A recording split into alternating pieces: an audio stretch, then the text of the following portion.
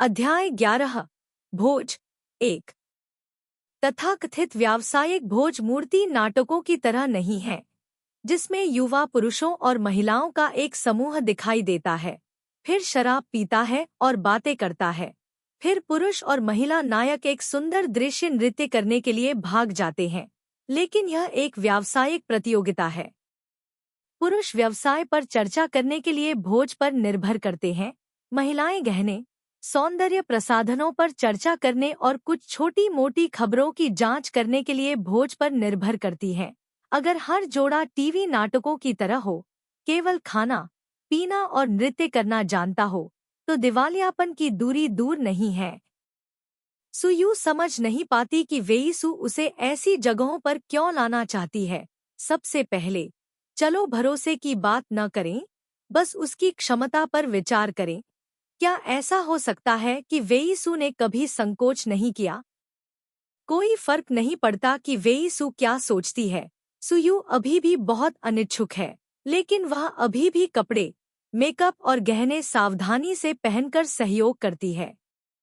बेशक वह उपन्यास में नायिका की तरह उस तरह की चमकदार उपस्थिति नहीं कर सकती थी।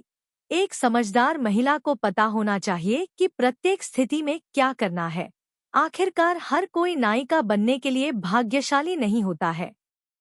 शाम 5:30 बजे सुयू का सेल फोन बज उठा। वेईसु पहले ही नीचे आ चुकी थी। आखिरी बार शीशे में देखने पर सब कुछ ठीक था।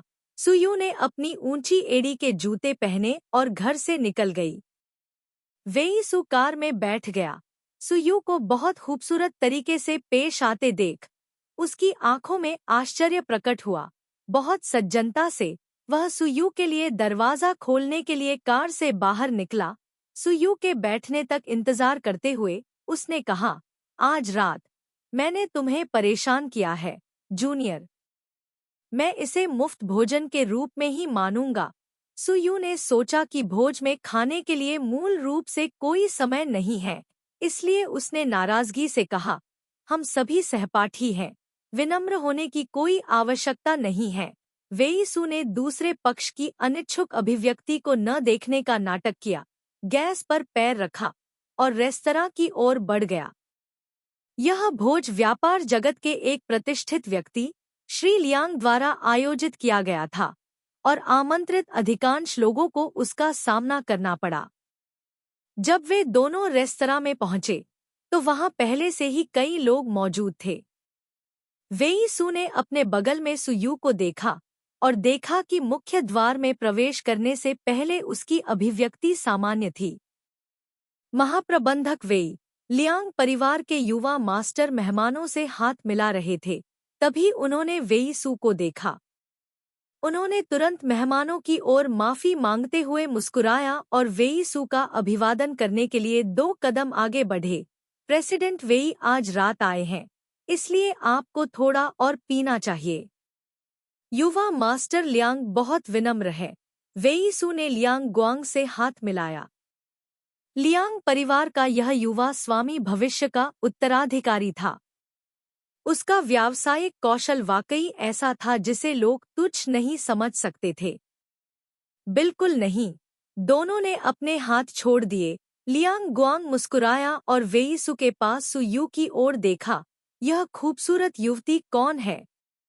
यह मेरी दोस्त सुयू है। वेईसु की बाह सुयू के कंधे पर ढीली पड़ी थी।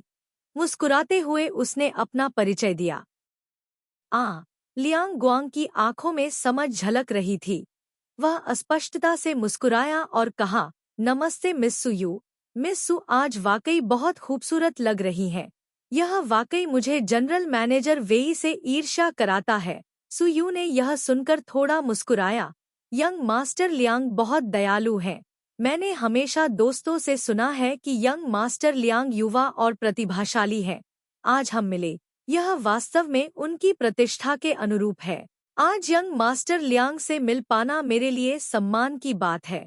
बस क्या है कि मैं होशियार हूँ, मैं समझता हूँ।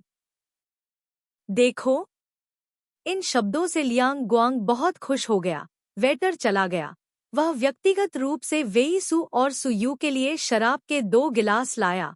अपने हाथ में गिलास उठाया और उन दोनों को आमंत्रित किया।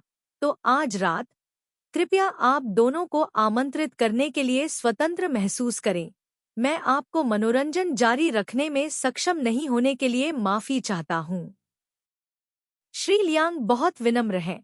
इतने सारे मेहमानों के साथ इस स्थिति में लियांग गुआंग पहले से ही उन्हें प्राप्त करने में बहुत सम्मानजनक था।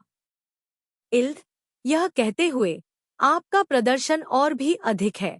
सुयू ने अपना सिर घुमाया और एक महिला को हल्के नीले रंग की पोशाक पहने हुए देखा। गरिमा के 5 भाग। अगर मैं इसे एक वाक्य में वर्णित करूं तो यह एक खूबसूरत दृश्य और एक खुशनुमा मूड होगा। नमस्ते। सुयू को दूसरे पक्ष की पहचान नहीं पता थी, इसलिए उसने विनम्रता से सिर हिलाया। मेरी इस याद को देखो, मैं तांग दाओ हूँ। महिला ने अपना गिलास सुयू की ओर उठाया। मैंने अभी अभी अपने पति को आपकी प्रशंसा करते हुए सुना। सुयू ने अपने दिल में अनुमान लगाया। ऐसा लग रहा था कि यह व्यक्ति संभवतः लियांग गुआंग की पत्नी थी।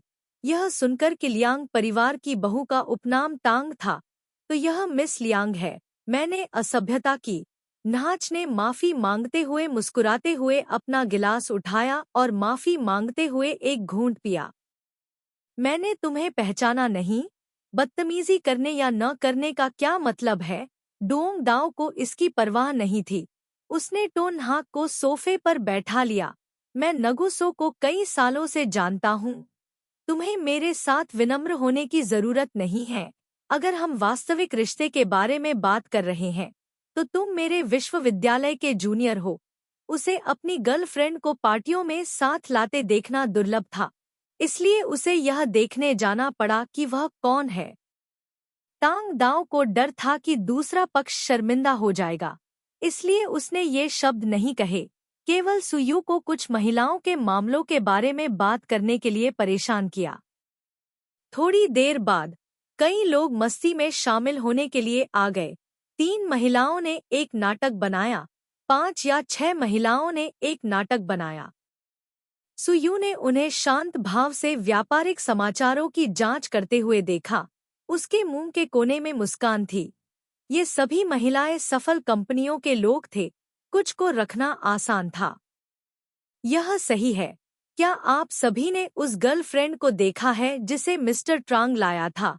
झांग परिवार की पत्नी ने अचानक विषय बदल दिया। उसके हाव भाव में व्यंग्य की झलक दिख रही थी। झांग परिवार और झुआंग परिवार ने साथ मिलकर व्यापार किया था। यह बात वहां मौजूद सभी लोगों को पता थी, इसलिए सभी को संदेह हुआ। बहुत सारे लोग हैं, साफ साफ नहीं देख पा रहे हैं। वह बहुत सुंदर है। सुयू की भौहें थोड़ी ऊपर उठीं। क्या यह हो सकता है कि वह लिन क्यू के बारे में बात कर रही थी? सुंदर? मैडम झांग ने व्यंग्य किया। वेश्या की तरह कपड़े पहने हुए हैं। ऐसा लग रहा है जैसे उन्होंने कभी शहर नहीं देखा है। वह वास्तव में सोचती है कि यह टीवी पर निम्न श्रेणी का भोज है। सुयू ने जोर से हंसने की अपनी इच्छा को दबाने की पूरी कोशिश की। मैडम झांग के शब्द अश्लील नहीं थे, लेकिन ये शब्द सुनने में वास्तव में अप्रिय थे। वह थोड़ा भौंचक्की हुई। यह नहीं जानती थी कि ट्रांग वे क्या सोच रहा था। यह स्थिति कोई खेल नहीं थी। अगर वह अपना चेहरा खो देती तो बहुत से लोग जान जाते। मैंने सुना है कि वह मिस्टर ट्रांग की सचिव है। तांग दाओ ने धीरे से एक और वाक्य जोड़ा। जैसे ही ये शब्द बोले गए, वहां मौजूद सभी लोगों के चेहरों पर व्यंग्य के स्पष्ट निशान दिखाई दिए। सुयू ने अपने मुंह के हिलते हुए कोने को ढकने के लिए अपना वाइन ग्लास उठाया। एक महिला का मुंह वास्तव में एक अदृश्य हत्यारा था। मिस सु का कंगन वास्तव में सुंदर है। आपने इसे कहाँ से खरीदा? मैडम झांग की नज़र सुयू की कलाई पर पड़ी। उसके चेहरे पर जिज्ञासा थी और वह पूछ रही थी। सुयू अपने दिल में समझ गई। मैडम झांग ने जो विषय अभी शुरू किया था, उसका उद्देश्य पूरा हो चुका था। वह आगे नहीं बढ़ सकती थी। आखिरकार वह एक प्रसिद्ध नाम नहीं बनना चाहती थी जो दूसरों के बारे में गपशप करना पसंद करती हो। उसने अपने दिल में आह भरी। ये सभी महिलाएं आत्मा बन गई थी। उसका मानना था कि भले ही इस दुनिया में कोई पुरुष न हो, फिर भी वे हमेशा की तरह खुश रह सकती हैं। यह कंगन मेरी माँ ने मुझे उस साल उपहार में दिया था जब मैंने विश्वविद्यालय में प्रवेश लिया था। मुझे लगा कि यह आज मेरे पहनावे के अनुकूल है, इसलिए मैंने इसे पहना। यह कोई महंगी चीज नहीं है। सुयू ने अपना हाथ स्वतंत्र रूप से हिलाया। तांग दाओ की आंखों में प्रशंसा की एक चमक चमक उठी। ब्रांडेड सामान पहनना एक नवधनाढ़ व्यक्ति होने जैसा है, लेकिन मुझे लगता है कि यह कंगन आप पर बहुत अच्छा लगता है। आपकी चिकनी, गोरी त्वचा को देखकर मैं बस यही चाहता हूँ कि मैं इसे एक बार काट लूं। उसने अपना सिर हिलाया और आह भरी। सुयू, तुम वाकई हमें ईर्ष्यालु बनाती हो। सुयू ने उसके चेहरे को छुआ। उसके हाव भाव में स्पष्टता दिख रही थी। वरिष्ठ, क्या तुम मेरे लिए और अधिक घृणा पैदा कर रहे हो? क्या यहाँ कोई ऐसा है जिसकी त्वचा सुंदर नहीं है? तुम जानबूझकर मेरी तारीफ कर रहे हो। तुम्हारा इरादा क्या है? उपस्थित लोगों ने शुरू से ही सुयू को नीचा नहीं देखा, और सुयू और तांग याओ को मजाक करते देखकर वे अपने दिल में समझ गए कि वे इस लड़की को आसानी से नाराज नहीं कर सकते, इसलिए वे भी खुशी से हंसे और मजाक किया। इससे निपटते हुए सुयू ने दूसरी बार कहा, आप महिलाएं न केवल लचीली सोच रखती हैं, बल्कि आपका दिमाग भी वाकई बहुत तेज है। वह सोचती रही, घर पहुंचकर उसे और अखरोट खाने चाहिए ताकि उसका दिमाग पोषित हो सके। इन औरतों के मुकाबले उसका दिमाग अभी काफी नहीं था। इस समय ऊंची एड़ी के जूतों की आवाज आई। सुयू ने अपना सिर घुमाया। एक सुंदरी को एक चमकदार लाल पोशाक पहने, एक चमकदार हार पहने हुए इस तरफ आते देखा। तुरंत सुयू को अपने पेट में तेज दर्द महसूस हुआ। बाकी लोगों के चेहरे भी ताबूत के चेहरे में बदल गए। यह वास्तव में एक क्रूर भाग्य था। अध्याय 12, पार्टी 2। अभी टोन नहाक के बारे में ट्रांग वे के विचार बहुत जटिल हैं। एक तरफ वह अपने अभिमान को त्यागकर टोन नहाक के पास लौटना चाहता है, दूसरी तरफ वह नहीं चाहता कि टोन नहाक उसके सामने आए। जब तक टोन नहाक दिखाई देगा, उसे याद रहेगा कि उस दिन क्या हुआ था। यह उसकी गलती थी, लेकिन सुयू की समझदारी और ठंडापन भी ऐसी चीजें थी जिनसे उसे सबसे ज्यादा नफरत थी। वह चाहता था कि सुयू उस पर थोड़ा भरोसा करे, थोड़ा नरम बने। उसे सुयू की दृढ़ता पसंद थी, लेकिन वह उस दृढ़ता से नफरत भी करता था। यह जानने के बाद कि सुयू ने इस्तीफा दे दिया है, उसे चिंता होने लगी कि सुयू ठीक से रह रही है या नहीं। आखिरकार सुयू को स्नातक हुए सिर्फ 1 साल हुआ था, इसलिए उसके पास ज्यादा पैसे नहीं हो सकते थे। लेकिन जब उसने टोन हाक को शानदार पोशाक पहने हुए वाइन बार में देखा, तो उसे लगा कि उसकी चिंताएं बेवजह थी। वह एक ऐसी महिला थी जो जहां भी रहती, बहुत अच्छी तरह से रह सकती थी। भले ही उसके पास अब कोई नौकरी न हो, फिर भी वह बहुत आजादी से रह सकती थी। उसने तो यहाँ तक दुर्भावनापूर्वक सोचा कि ये सभी चीजें वेई चू द्वारा प्रदान की गई थी। लेकिन अपने दिल में वह साफ साफ समझ गया था कि टोन हाक मर्दों से कुछ भी नहीं लेगा, और नुगुसो जैसे आदमी को ऐसी औरत पसंद नहीं आएगी। टोन हाक के पास पैसे कहाँ से आए? उसे अचानक एहसास हुआ कि वह सुयू को बिल्कुल भी नहीं समझता। जब उसने लिन क्यू को सुयू की ओर बढ़ते देखा, तो उसने उसे नहीं रोका। वह पहले से ही इस महिला के साथ खेलते खेलते थक चुका था।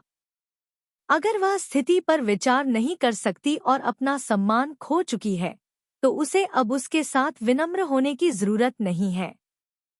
क्या इस नीच महिला को ट्रांग परिवार के युवा स्वामी के रूप में उसकी स्थिति पसंद नहीं थी? वह उसे दिखाएगा कि क्लास क्या होती है, फिर उससे दूर हो जाओ। अगर वह नहीं होती, तो वह और सुयू इस मुकाम पर नहीं पहुंचते। तांग याओ ने लिन की को अपनी ओर आते देखा, शांति से सुयू के हाव भाव को देखा।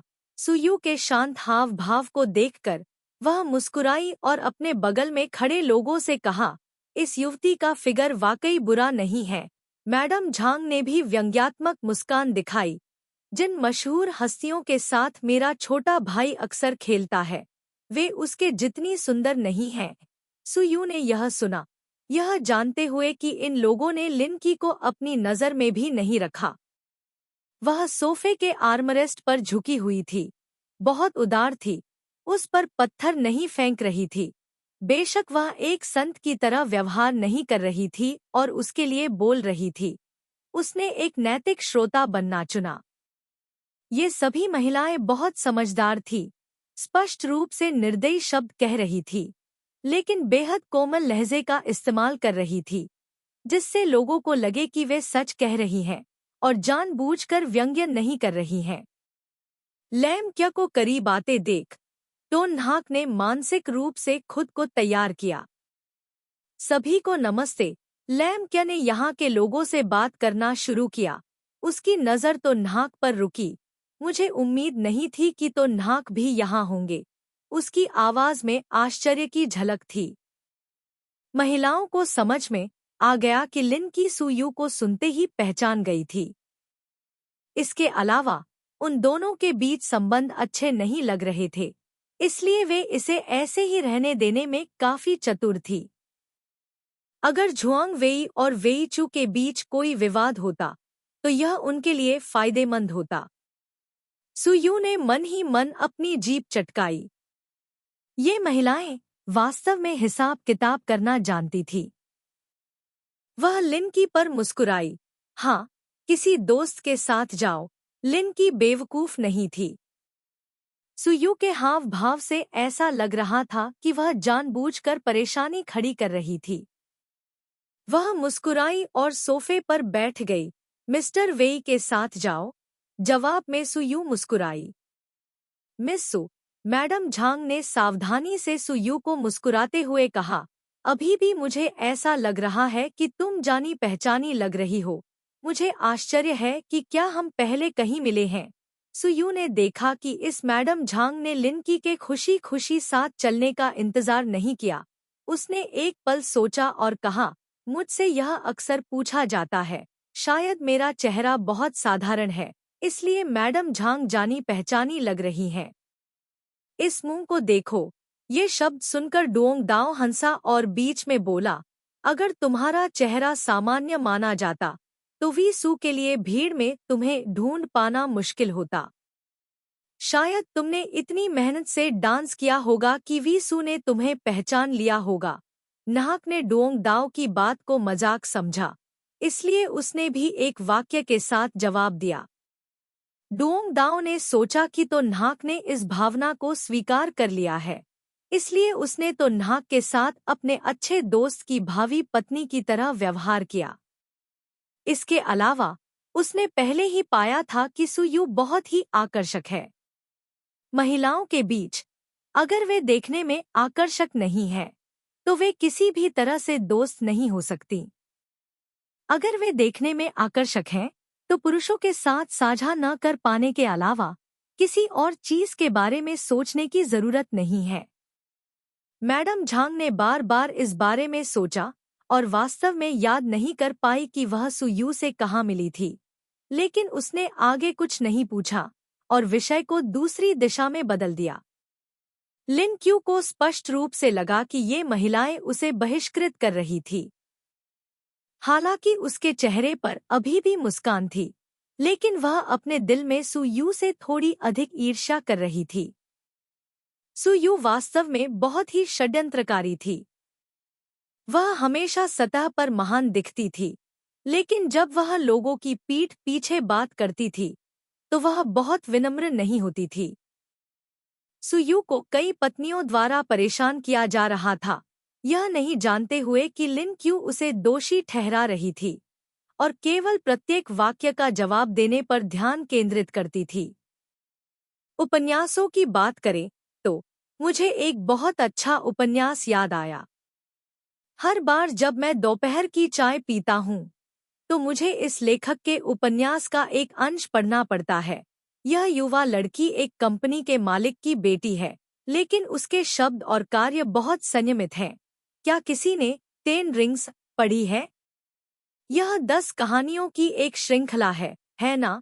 एक अन्य व्यक्ति ने आगे कहा, मेरे पास घर पर लेखक द्वारा हस्ताक्षरित एक प्रति है। लेखक का उपनाम बहुत दिलचस्प है। यह भी जीव लगता है। सुयू का मुंह फड़क उठा और एक पल के लिए उसकी अभिव्यक्ति थोड़ी अजीब हो गई। तांग याओ ने यह देखा और पूछा, सुयू, क्या आपने इस लेखक के उपन्यास पढ़े हैं? सुयू ने मुस्कुराते हुए सिर हिलाया।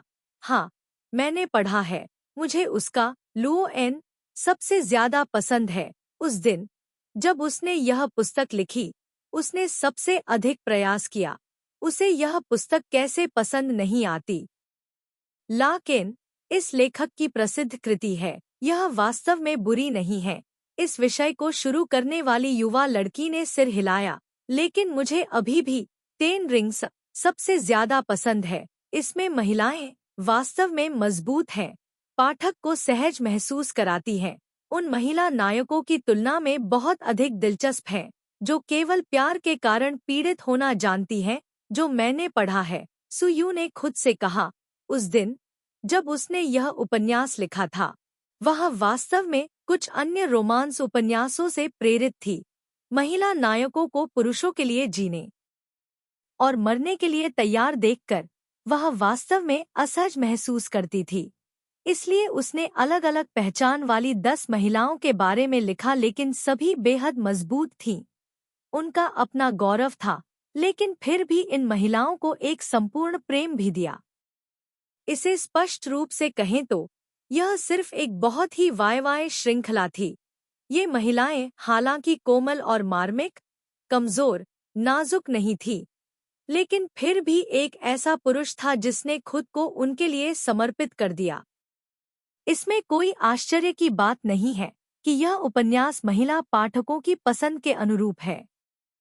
कुछ लोग थोड़ी देर तक बातें करते रहे और फिर एक एक करके चले गए। जब केवल तांग याओ और लिन क्यू ही बचे, तो सुयू ने राहत की सांस ली और अपने गिलास में सारी शराब एक ही घूंट में पी गई। सुयू, यह मेरा बिजनेस कार्ड है। आइए भविष्य में अक्सर मिलते रहें। दूसरी तरफ अभी भी कुछ चीजें हैं। माफ करें, मैं नहीं रुक सकती। डोंग दाओ ने टोन हाक के साथ बिजनेस कार्ड का आदान प्रदान किया और फिर खड़े होकर भीड़ में चले गए। वेईसू को देखकर उसने तुरंत एक अस्पष्ट मुस्कान प्रकट की। उसके साथ गिलास टकराते हुए, वह सुयू वास्तव में बुरी नहीं है।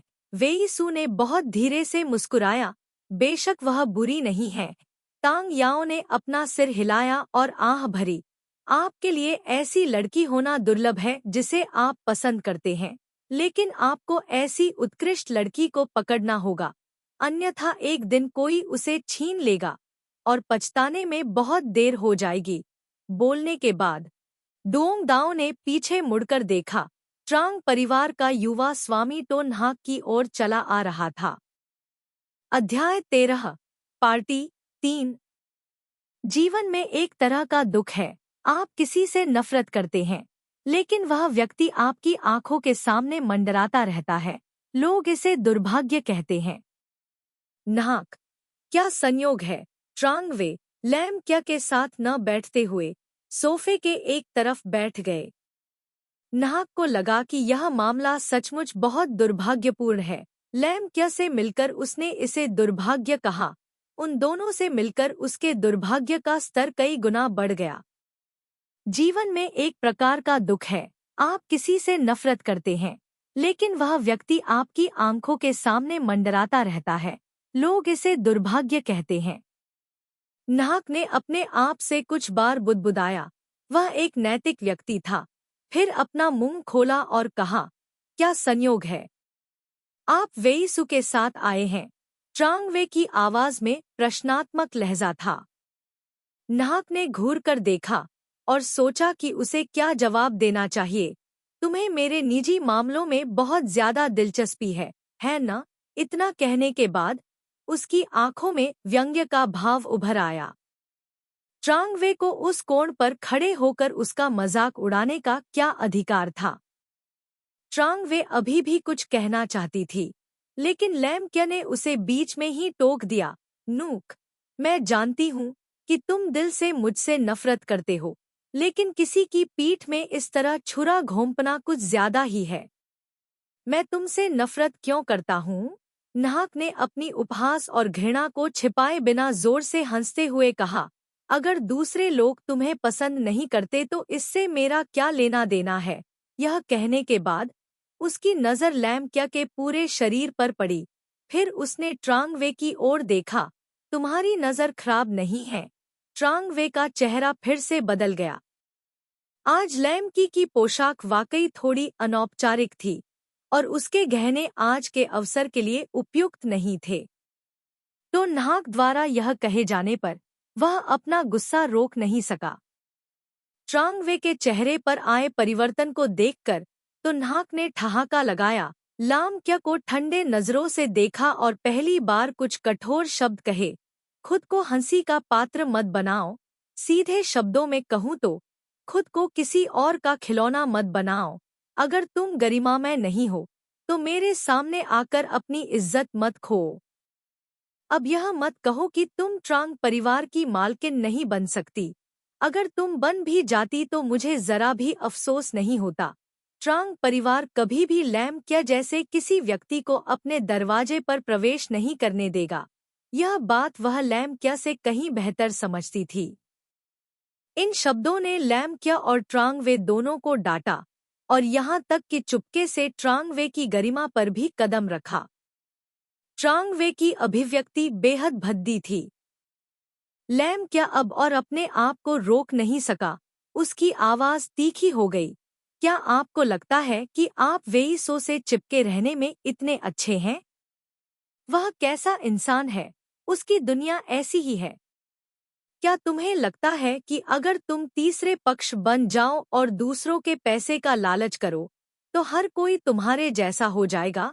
नाहक ने ठंडे स्वर में कहा, अपनी उथली बेवकूफी भरी सोच को सामने मत लाओ, जिससे मेरा और भी अधिक अपमान हो। इतना कहकर वह खड़ी हुई और जाने लगी। उसके चेहरे पर एक छाया चमक उठी। सुयू ने पलटकर उसे रोकने के लिए हाथ बढ़ाया। लिन क्यू की कलाई पकड़ी और बल का प्रयोग करके सफलतापूर्वक लिन क्यू का चेहरा पीला कर दिया। उसने ठंडे मन से ट्रांग वे को देखा जो खड़ी थी। अपनी औरत को कसकर नियंत्रित करो, उसे बाहर पागल मत होने दो। उस समय नुकसान मेरा नहीं बल्कि तुम्हारे ट्रांग परिवार का होगा। ऐसा कहने के बाद उसने लैम्क्या को जोर से धक्का दिया, जिससे लैम्क्या लड़खड़ा गई। लैम्क्या बहुत क्रोधित था। उसने फिर से मारने के लिए अपना हाथ उठाया। इस बार किसी ने उसे रोक दिया। इस बार उसे रोकने वाला व्यक्ति वेइसो था। वेइसो हमेशा से ही ध्यान आकर्षित करने वाला व्यक्ति रहा है। जैसे ही उसने कोई कदम उठाया, कई लोगों को पता चल गया। यह देखकर कि उपद्रवी वही वेश्या जैसी महिला थी जिसे ट्रांग वे लेकर आया था। यह कहने की जरूरत नहीं है कि उसकी रुचि किस ओर थी। डोंग दाओ लुओंग क्वांग के बगल में खड़ा होकर भौहें सिकोड़ते हुए बोला, यह महिला बिल्कुल भी औपचारिक नहीं है। अभी जब हमसे बात कर रही थी तो उसके पास कोई शिष्टाचार नहीं था। अब वह तो नाहक जैसी आसानी से संपर्क करने वाली किसी व्यक्ति के साथ शारीरिक संबंध क्यों बनाना चाहती है। डोंग दाओ के पास मौजूद लोगों ने यह न तो भारी और न ही हल्का वाक्य सुना और सभी ने थोड़ा सोचा। लैम्क्या और ट्रांग वे को देखते हुए उनकी आंखें और भी गहरी हो गईं। ट्रांग वे इस माहौल में बड़ा हुआ था। वह कैसे नहीं समझ पाया कि क्या हो रहा था। उसने ठंडे अंदाज में लैम्की को देखा। तुम नशे में हो, घर जाओ। लैम्क्या ने अपना सिर झुकाकर ट्रांग वे की ओर देखा। ट्रांग वे, अब तुम मेरी औरत हो। आसपास के लोगों की आंखें और भी अधिक समझ रही थी, लेकिन जब उन्होंने टोनहाक के शांत भाव को देखा तो उन्हें लगा कि उनका अनुमान गलत था। वेई सू ने इस मजाक को पूरी तरह नजरअंदाज कर दिया। उसने हाथ बढ़ाकर सुयू के कंधे को हल्के से दबाया, जबकि दूसरे हाथ से उसने सुयू को फलों की एक प्लेट थमा दी। तुमने अभी कहा था कि तुम फल खाना चाहती हो, मैं तुम्हारे लिए ले आया हूँ। तो न्हाक मुस्कुराया, फल का एक टुकड़ा लिया और उसे अपने मुंह में डाल लिया। धन्यवाद। यह देखकर कि सुयू अच्छे मूड में थी, वेई सू ने ट्रांग वे की ओर देखा। मिस्टर ट्रांग, मुझे आश्चर्य है कि मेरी प्रेमिका ने आपकी प्रेमिका को कैसे नाराज कर दिया कि वह किसी को मारने के लिए तैयार हो गई। ट्रांग वे की अभिव्यक्ति कठोर हो गई जब उन्होंने कहा, मुझे खेद है, वह मेरी सचिव है। मुझे उम्मीद नहीं थी कि वह ऐसी होगी।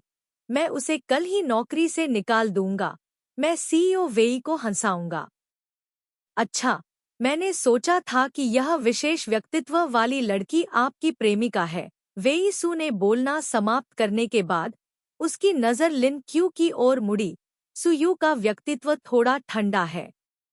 अगर कुछ गड़बड़ है तो मुझे उम्मीद है कि यह युवती समझ जाएगी।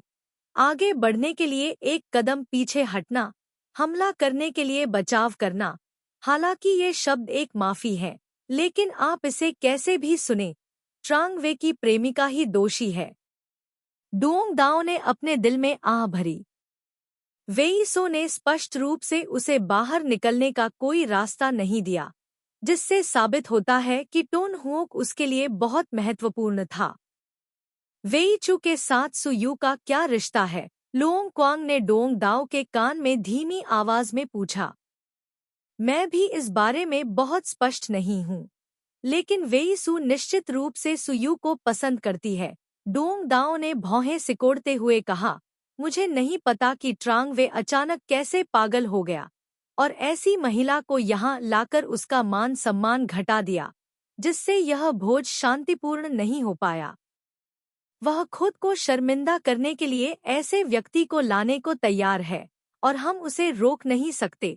लुओंग क्वांग ने व्यंग्यात्मक ढंग से हंसते हुए कहा, ऐसा लगता है कि ट्रांग परिवार ऐसा ही है। लिन क्यू को वेई सू के शब्दों के पीछे का मतलब समझ में आ गया। उसने सुयू की तरफ देखा और हल्के से मुस्कुराई। अगर वह उदासीन नहीं थी तो उसे कैसे छोड़ा जा सकता था? ये शब्द बेहद अपरिष्कृत थे और ऐसा लग रहा था जैसे वह रो रही थी और हंगामा कर रही थी। वेई सू ने भौहें सिकोड़ी और जुआंग वेई की पहले से ही बदसूरत अभिव्यक्ति और भी बदसूरत हो गई। नाहक ने सोचा कि लामक्या ने बहुत सारे टीवी नाटक देखे हैं, अन्यथा वह इस तरह की पोशाक पहनकर पार्टी में कैसे अजीब व्यवहार कर सकता है। लेकिन वह उसके साथ नहीं रह सकी। यहाँ कई प्रभावशाली लोग थे। उसे डर था कि अगर उसकी प्रतिष्ठा चली गई तो वह कई सालों तक अपनी प्रतिष्ठा वापस नहीं पा सकेगी। अगर कोई पाठक उसे पहचान गया और लोगों ने कहा कि उसका चरित्र संदिग्ध है, तो वह साहित्य जगत में कैसे रह पाएगी? नाहक तक त्रान गुएत अचानक से आया, वेई सू का अभिवादन किया और फिर आश्चर्यचकित भाव से त्रांग वे और लैम क्या को देखा। त्रांग वे, तुम अभी भी तो नाहक से क्यों चिपके हुए हो? तो नाहक ने पहले ही कह दिया है कि वह तुम्हें पसंद नहीं करती है। और तुम, लैम क्या मैं गलत हूँ? ट्रांग वे तुम्हें पसंद नहीं करता और उसका तो नाहक से कोई लेना देना नहीं है। तुम मुसीबत खड़ी करने के लिए तो नाहक की तलाश क्यों कर रहे हो? तो नाहक तुम्हारा साथी देशवासियों के रूप में सम्मान करता है और तुम्हें सौंप रहा है। स्थिति का फायदा मत उठाओ। जीवन फिल्मों की एक श्रृंखला है। आपके पास कुत्ते का खून नहीं है, मेरे पास कुत्ते का खून है। आपके पास और मेरे पास दोनों में कुत्ते का खून नहीं है। कोई हमारे ऊपर कुत्ते के खून का एक कटोरा फेंक देगा।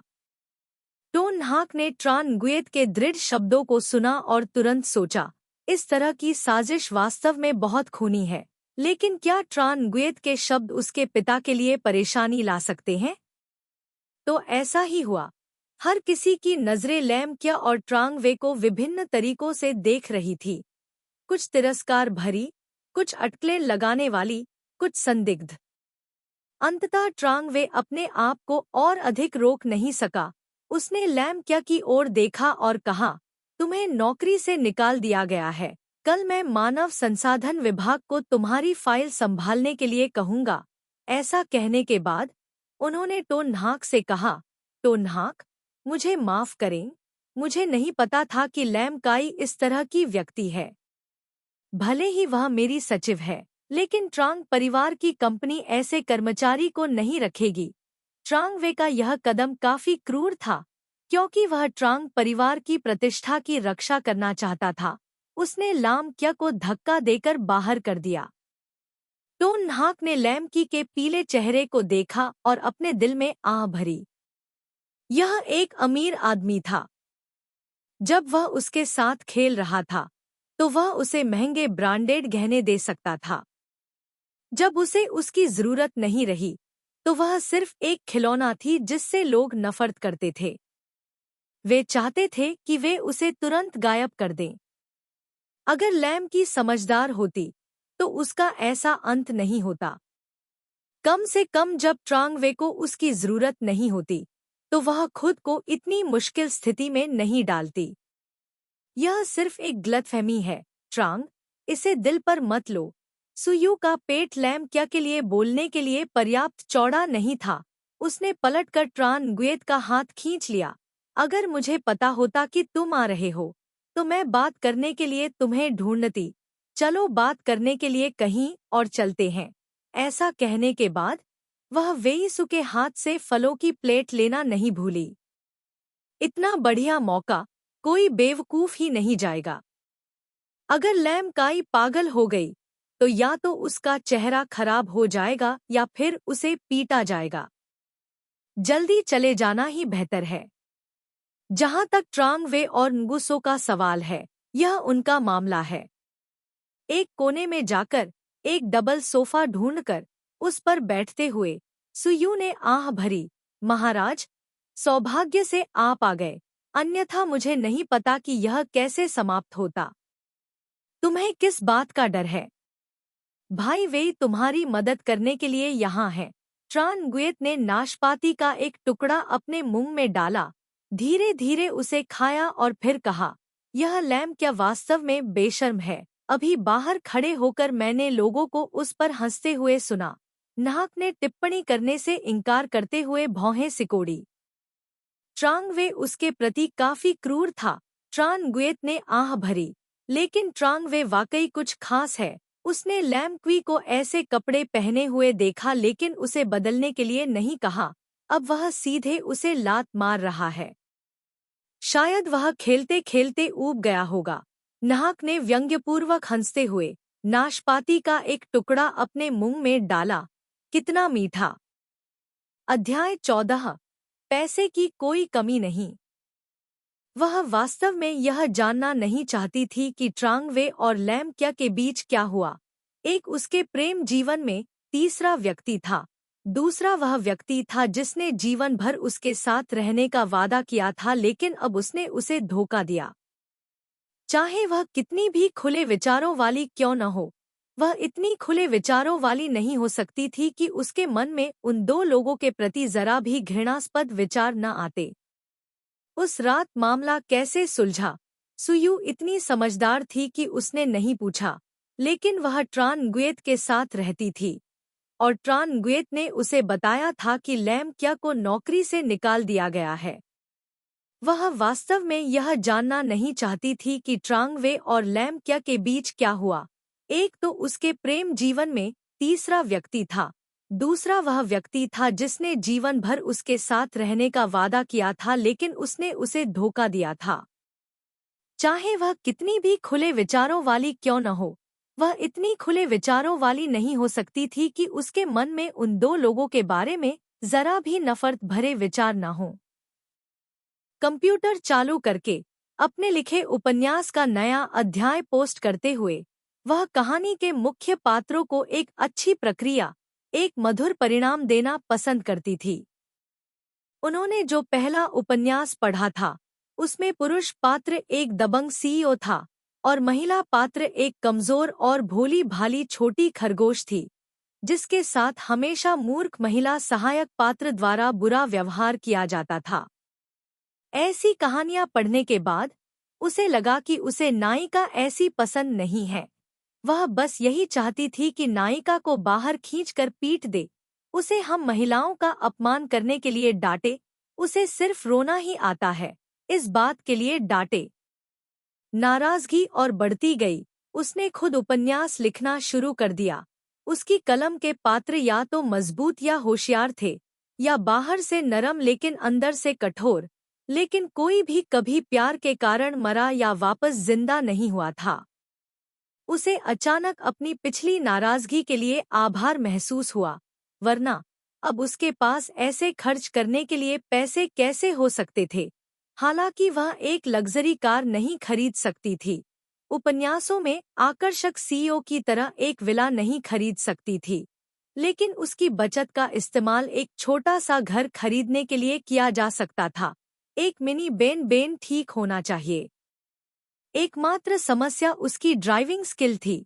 दूसरों और खुद को नुकसान पहुंचाने से डरती थी, फिर भी वह दूसरों के लिए परेशानी पैदा करने की हिम्मत नहीं करती थी। सुयू, तुम अभी तक सोई क्यों नहीं हो? ट्रान गुएत ने अपना पजामा पहना, केक की प्लेट थामे कमरे में चली गई। लगभग 12 बज चुके हैं।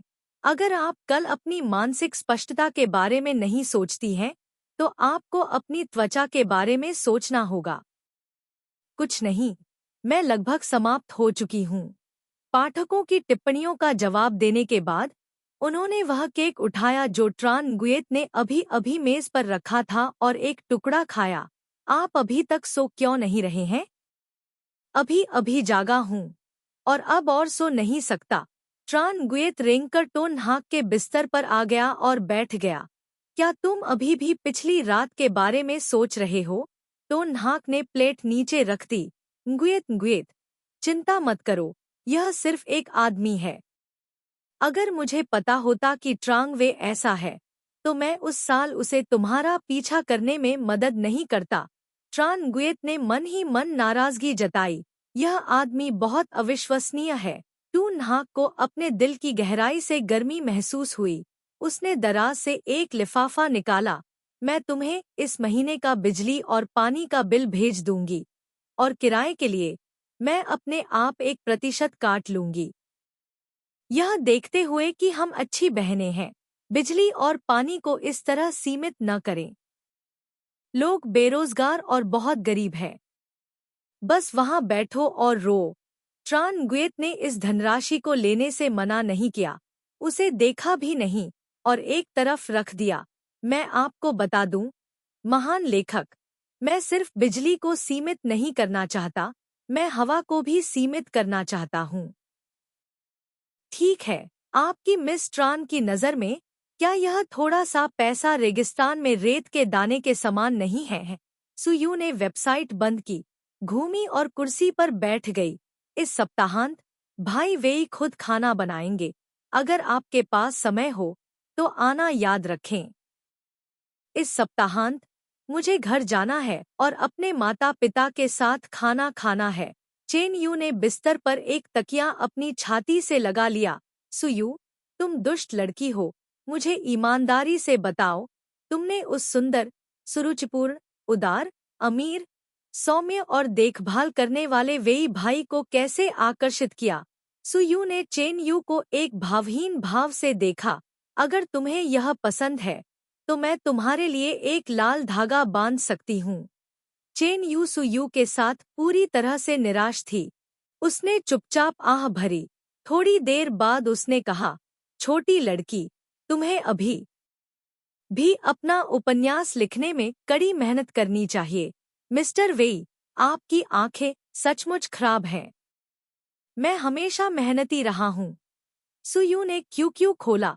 एक लेखक मंच पर अभी भी कुछ रात के उल्लू थे, जो समय पर पांडुलिपि समाप्त नहीं कर पाने के बारे में रो रहे थे, लेकिन साथ ही मंच पर चैट करने से भी खुद को रोक नहीं पाए। उसने कंप्यूटर डेस्क पर लिखे चमकीले लाल अक्षरों पर नजर डाली। अगर तुम लगन से कहानियां नहीं लिखोगे, सिर्फ चैटिंग और फोरम सर्फिंग करोगे, तो तुम्हें अपना हाथ काटना पड़ेगा।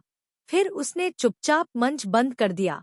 जिस पेय कंपनी में मैंने आज साक्षात्कार दिया, उसने मुझे अगले सप्ताह काम करने के लिए बुलाया है। चेन यू ने सिर हिलाया और सुयू को उसके पिता की कंपनी में खींचना जारी नहीं रखा। तो क्या तुम जाना चाहती हो? सुयू ने जम्हाई ली। मैं वैसे भी ऊब चुकी हूँ। कुछ करने के लिए अच्छा है। चेन यू जानती थी कि सुयू को वास्तव में वेतन की परवाह नहीं थी।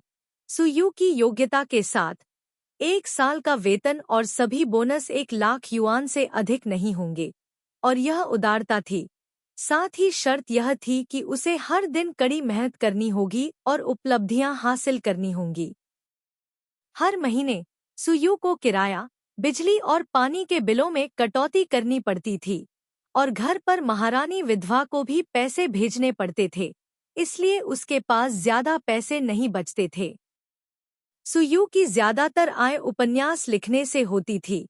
उसके उपन्यास साहित्य जगत में कुछ हद तक मशहूर थे, और उसकी प्रकाशित किताबें अपेक्षाकृत अच्छी बिकती थी।